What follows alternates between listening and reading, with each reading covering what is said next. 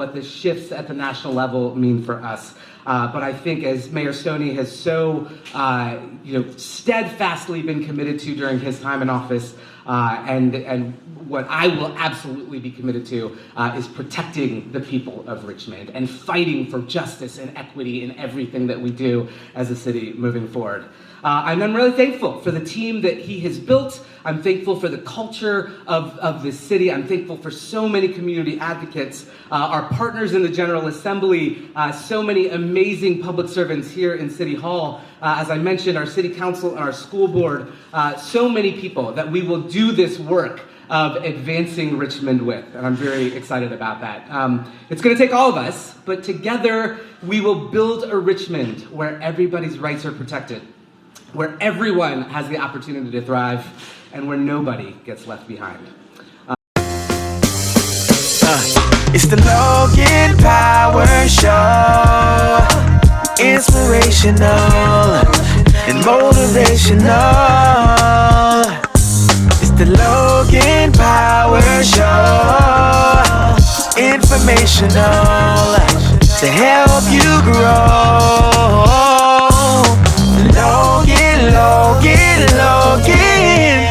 Logan Power Show. And now the host, Calvin Logan. Hey everybody, welcome to the Logan Power Show. As you know in life, it's not how you start, but it's how you finish. I got with me a guest, did not allow his country, did not allow situations, did not allow where he started to define where he is now. He's gone through so many hurdles. He's allowed his light to shine in such a way that they got different nicknames for him. They call him Mayor Danny. As you know, he's Dr. Danny based off of he got his degree. He's worked hard. So for people that are out there, he is the first immigrant to ever to become mayor in Richmond, Virginia. Let's welcome everybody to the Logan Power Show, the one and only Mayor Danny. How you doing, Mayor? I'm doing great, Calvin. Great to be with you, man. Absolutely, absolutely, sir. And it's a pleasure, it's an honor for you coming on. I know that you've done so much. And just the people that want to share your story, if you could share a little bit about your journey from being born in India to become the first immigrant and the mayor of Richmond so that people get to familiar who you are. Yeah, sure. Thanks. So I was born in India in 1978, and my parents, my whole family immigrated here to the United States. My dad actually joined the Navy here in the U.S., and so we were in San Diego for the early years of my life, and through Philadelphia, and then eventually ending up in the D.C. area. Both of my parents ended up working for the federal government there, and so we were anchored in the D.C. area. Growing up, I probably figured out 8 or 9 years old that I wanted to be a doctor. Not really an accident. I think for a lot of Indian kids growing up in this country, their parents kind of get them on a track, right? I mean, it's either medicine or IT for most of us, and I got on the medicine conveyor belt. But working through high school, college, and I think in some ways I really was on a fast track to medicine. My parents weren't like heavy-handed about it. They were pretty, they're pretty savvy about, getting me enrolled in after-school programs and getting me a toy stethoscope for Christmas, or, I went to a science and tech magnet school in high school. And so, kind of at every step, I was headed towards that. Again, being in a very academically inclined family, I joined school early. My mom was like, he doesn't need to go to kindergarten. It seems like a waste of his time. And so she threw me into first grade at the age of 4. And so I ended up finishing high school at 16 and then graduating college at 19. So I really was on this like accelerated track when I started med school.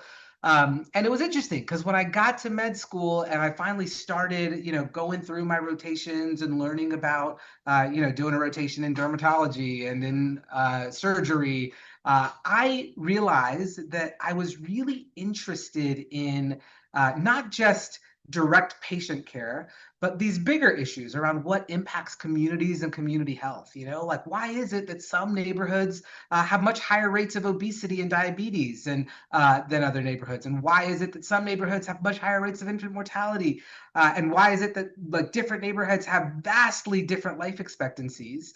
And so a lot of that is the work that I ended up doing through most of my career. I'm a pediatrician. I still see patients, but my core career was as a public health doc, and so I was the public health director for Richmond and the surrounding county for many years. And then my career kind of took me from local government to state government. Did a lot of leadership during COVID, and then really realized my heart was with local communities. And so when the opportunity opened up to jump in and to run for office in a city that I've lived in for 25 years and love dearly, I jumped at it. Yes, sir. And coming from a family of education is important. As we know, the country of India, academics is king. That's considered to be the Yeah. superstar level of living.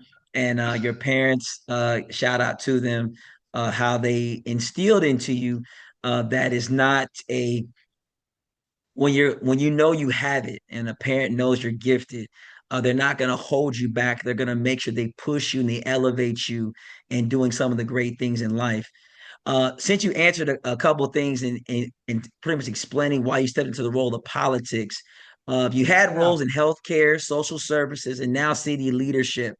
What thread ties all of those together for you personally? Yeah.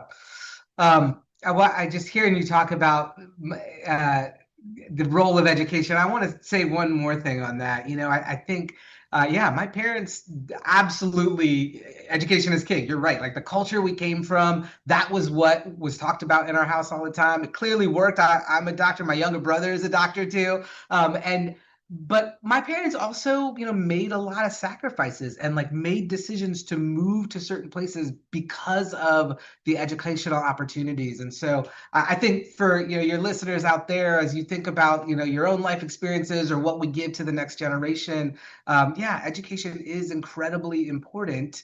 But my parents also gave me a real commitment to public service, right? I told you my dad was served in active duty Navy, and both of my parents served in the federal government.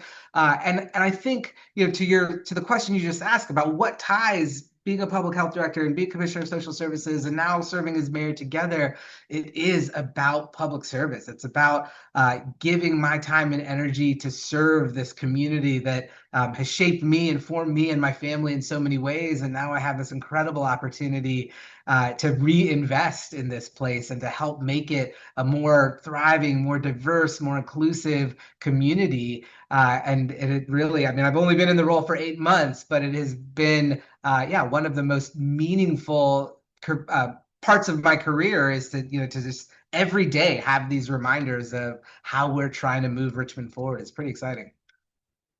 It is. Richmond, Virginia, definitely a place where things can happen. Since you stepped into the role of January of 2025, you've done so much. What has been the biggest surprise about leading the city so far since you've been mayor? It's interesting. Like I think you come into a role like this feeling like, oh, there's so many things that everybody wants to do. We could just kind of like make decisions and move things forward. And what's fascinating about a community like Richmond that is incredibly diverse, racially, socioeconomically, we have a growing immigrant population. The dynamics of our city are changing, and people want different things. And so we're a city of about 235,000 people. And the reality is that there aren't just, one or two schools of thought, right? There are 20 or 30 schools of thought. And to try to really advance good policy or make good decisions about things like affordable housing, there's a lot of different people with different perspectives. And so I think one of the more surprising parts of this role is, yeah, just kind of the work it takes to navigate the public and public input, but also, we have 9 city council members who all represent different constituencies, and so getting them on the same page and really moving policy and moving financial investment in the same decision, I mean, in the same direction, is yeah, it's a much bigger part of the job than I think I realized stepping into this. Yes, sir. And it's a big task, but I know you're doing a good job at it. And I got faith that you'll get through every hurdle, every situation. With that being said, you know that you come with priorities, and your priorities that you have a game plan, a plan that's going to make a difference. Are there like particular priorities you want to tackle this first term that I gotta get it done because that is what my focal point is? Yeah, there are 3 things that I wake up thinking about every day, and they're big buckets of work. So there's lots of thinking and acting that we are going to need to do, not just in this first term, but hopefully in a second term. But the first bucket is really the delivery of government services. We talk about it as a thriving city hall. I think right now in this country, there's a lot of frustration, a lot of skepticism, a lot of distrust of government writ large. And I think in our local community, that's been the case. When you look back over the last few years, we've had our share of, fraud and abuse cases, or people embezzling money, or, and all of these things have led to the public like really scratching their heads and saying, do I trust my local government to use my taxpayer dollars well and to deliver the services that are needed in our community? And so that is one of the big things I wake up thinking about every day, is how do we make sure that we are delivering quality services, that we are improving the customer experience, and ultimately that we are rebuilding trust in our local government. The second bucket is really around affordable housing, right? When I campaigned for 6 months, I was out and about every single day talking to thousands of Richmonders, and invariably their top priority was the cost of housing.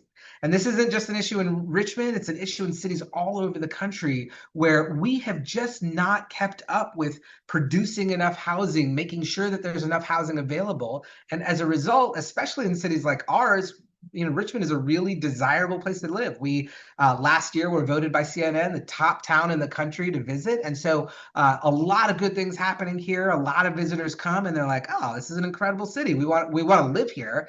But when you don't have enough housing stock, what that's done is it's driven up the price of housing. And so, one of my commitments in this term and in our administration is to make sure that we are improving the production of housing, that we're investing more in affordable housing, that we are coming up with a really good plan to redevelop public housing, because we need affordability at all levels. The third big thing that I'm thinking about every day is economic development, particularly with a focus towards revitalizing downtown. Downtowns across the country have kind of ebbed and flowed. It's been a little bit of a roller coaster. I think post-COVID, a lot of offices have moved out of downtown areas because they're just not requiring as much in-person work, and that's really, really quieted things down and made us take a step back in downtown.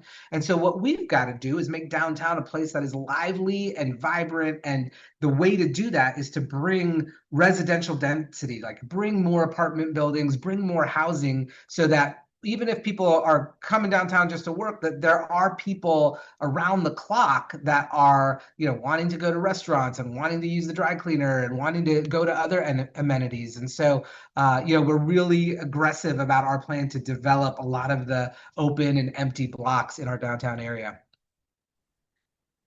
Yes, sir. And I can see just from personal experience that you are making a lot of strides, and it does take a lot of work. You mentioned education and how your parents decided to not allow their circumstance to determine your future. Now we know education is something that you are a big, big hero for. How is there a way along those priorities of safety? You mentioned I'm gonna bridge the gap in some other areas. How is education sort of gonna help fuel you? Because I know that was one of the big things that you mentioned that was helped in your childhood. You had parents that had your back, that allowed you to say, okay, I'm going to let you have a universe mindset. You're not going to sit there and say the sky's the limit. Hey, it's all yours. If you want the sun, go get the sun. So how will you be able to help with education to those that maybe can't make that kind of sacrifice like your parents made for you? Yeah, well, we know that our city can't take a big step forward without investing in our educational system. And that is certainly our public school system, our K through 12 system, but it really is addressing educational opportunity at even younger ages than that. And so I think our work to advocate at the state level and at the federal level for universal pre-K, for better early childhood care, better daycare with opportunities to start that educational process much earlier. I think all of those things are things we'll get behind. But schools are a huge part of what we invest in. So, this city has a operating budget every year of about $1 billion, and a full quarter of that, $250 million, goes into our school system. And then they draw money from the state and federal government to run their operation. And so we know that every year when we go to develop that budget, we need to continue investing in more, especially in a urban population, a high socioeconomically disadvantaged population like we have in Richmond. Over 70% of our students are economically disadvantaged, right? They're low income in different ways. And so what we do know is that kids from more challenged families like need more support and more investment. And my wife is an elementary school teacher in our public school system. We have 5 kids. They've all gone to our public schools. I've got one out of college, one in college, and 3 in high school now, all in Richmond Public Schools. And so um, schools are something that we talk and think about every single day, and we know that if we're gonna make schools better, we've got to invest in more teachers, in better curriculum, in more supportive resources, and so that's our commitment as a city to try to maximize what we're putting into the school system year in year out. The same is true about infrastructure, right? We are an older city, and so a lot of our schools are nearing that kind of 100-year age mark. We've built a number of schools in recent years, probably 7 or 8 in the last decade, but we have a lot more work to do, and addressing these aging infrastructure, roofs that are going bad, HVAC systems, that all takes a significant amount of money. And so we also, in addition to the $250 million that we give to schools a year for operations, every 5 years, we take $200 million and put that towards school construction. And so that's another big opportunity to try to accelerate either the renovation and rehabilitation or the building of new schools.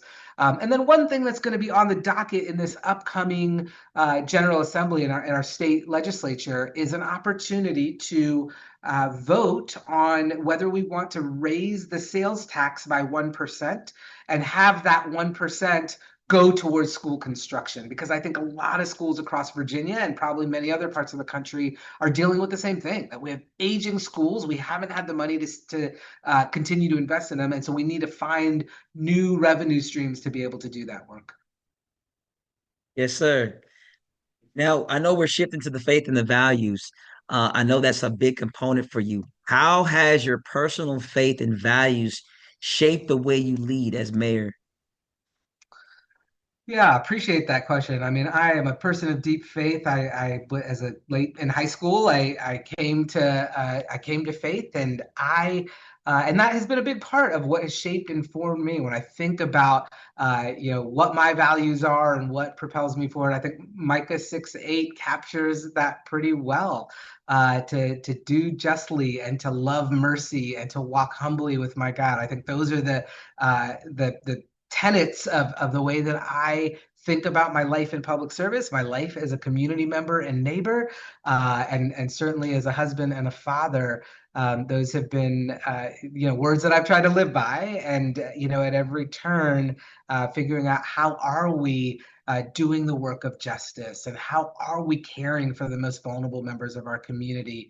That's kind of been the undergirding of each step that I've taken in my career and in my personal life. Yes, sir. Since you are the first, um, leadership, as you know, like we know at times it's all over the place. But what advice would you give young people, especially those from immigrant or minority backgrounds who dream of making a difference in their communities? Yeah, I think first and foremost that the world is changing. I think the fact that I was elected and won by a very large margin here in Richmond, in a city that historically has been primarily black and white, with a lot of division and a lot of racial tension. And the reality is that that's still the case, right? I mean, this city was a former capital of Confederacy. We are the birthplace of the domestic slave trade in this country. And that history is incredibly important and still persists in really harmful ways in our city. But it is also, I mean, I think my election is reflective of not only the fact that our demographics are changing, but that people are looking forward. How do we continue to do the work of healing and forward progress? And I think in many ways, not only who I am as an immigrant, but also the kind of work that I've done in public health and social services, and the way that I've been embedded in community, and the racial justice work that has marked much of my career. I think has created an opportunity to be a bridge builder in our city. And so I think for kids, I think that this world, our country, is increasingly diversifying racially, politically, and the importance of being a bridge builder, being somebody who is willing to hear different perspectives, and still like hang in there and try to move a community forward, is just going to be increasingly important, especially as it feels like society is really fraying at times. Well, Mayor, we know that your time is valuable. I want to go with this one last question because I know you've a man of many hats. If you could leave our listeners with one message of hope or challenge, what would it be? Well, I think, you look around the country and you watch, mainstream news, and you look on your social media thread. And I think that at every turn, the messages we're hearing are trying to split us apart. And so my urging and admonition to anyone listening is that, like, we need to be a different kind of people, right? And that means changing some of our behaviors, maybe not consuming as much news media or staying off of social media. But it also means like acting differently in the context of our local communities, right? Like, we have the ability to rewrite that narrative and to think about civic life in a different way, to be people who lead with love and really look to respect different viewpoints, and at the end of the day, really uplift the humanity and dignity in every single person. And I think our world needs that more than ever right now. Well, we thank you again, Mayor Danny, for your time and patience. For those that are watching right now, take it from his perspective. It's not how you start in life, but it's how you finish. Your faith has to catapult you. You can't look at life and say to yourself, well, either I was born this way, or I'm with this type of setback, or I was born into this family, or for instance, I was born this color or this gender. But I got to say to myself, if I was born, then I still have breath in me. And if I have breath in me, then I know that I can do all things. I know that I'm a winner as long as I'm being told that I'm a winner. And you're looking at a winner. You're looking at a man who did not let society define who he is, but he took upon himself that he had a family, he had a mother and a father that took it upon them, that looked upon him and said, you know what? I know my son's going to be great. So in being great, they had to push him to the mountaintop. Sometimes he talked about his parents had to sacrifice. And I'm asking you, those who are parents out there, your sacrifice is not just for you, but it's for your family. And you never know where your child will be at as the road goes down the line. But look at this man here, where because of his parents' sacrifice, now he is setting a legacy that can never be erased. So I take upon this to tell you, keep the faith, trust the Lord, and your life will never be the same. That's all the time I got. My name is Calvin, the Logan Power Show, nationwide, worldwide. We love you. Power Show. Inspirational and motivational.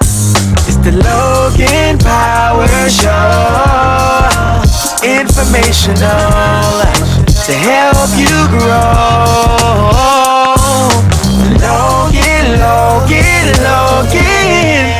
Logan Power Show.